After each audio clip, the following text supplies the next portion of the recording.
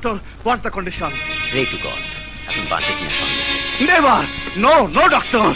সে বলতে পারে না। আমি ওর মাকে কথা দিয়েছি। Please, Mr. Officer, try to understand. Please take it easy. পারছি না। আমার বিশ্বাসের সীমানা দিন দিন ছোট হয়ে আসছে। মানে?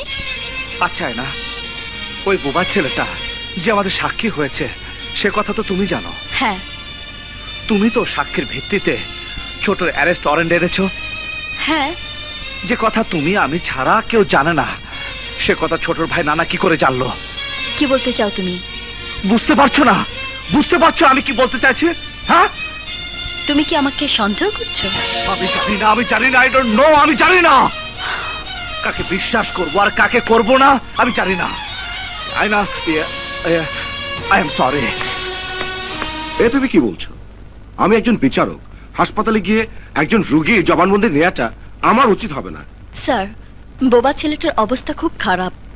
আপনি তো স্যার ওর লেখা কাগজের ভিত্তিতে ছোটর অ্যারেস্ট ওয়ারেন্টে সই করে যথেষ্ট নয়।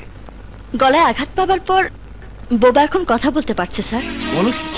জি স্যার, সেজন্যই ওর জবানবন্দি রেকর্ড করার জন্য আপনাকে আমি হাসপাতালে নিয়ে যেতে চাচ্ছি। ঠিক আছে, চলো। আসুন। বিট্টু, জজ সাহেব এসেছেন। তোমার জবানবন্দি রেকর্ড করবেন, কোনো ভয় নেই। বিট্টু স্যার, আপনি একটু অপেক্ষা করুন স্যার, আমি এক্ষুনি ডাক্তার সাহেবকে ডেকে আনছি।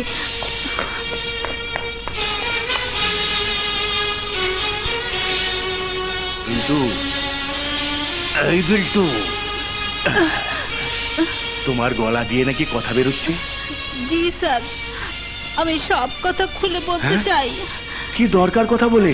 তার চেয়ে তোমার গলা চিরদিনের জন্য বন্ধ হয়ে যাওয়াই ভালো।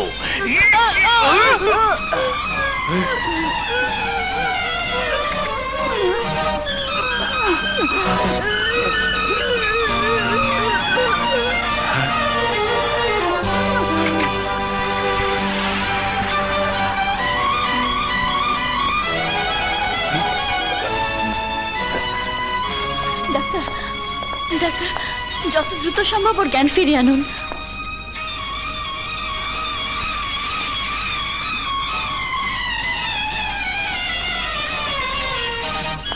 সরি মিস আয়না, ওর জ্ঞান ফিরে আসার আর কোনো সম্ভাবনা নেই।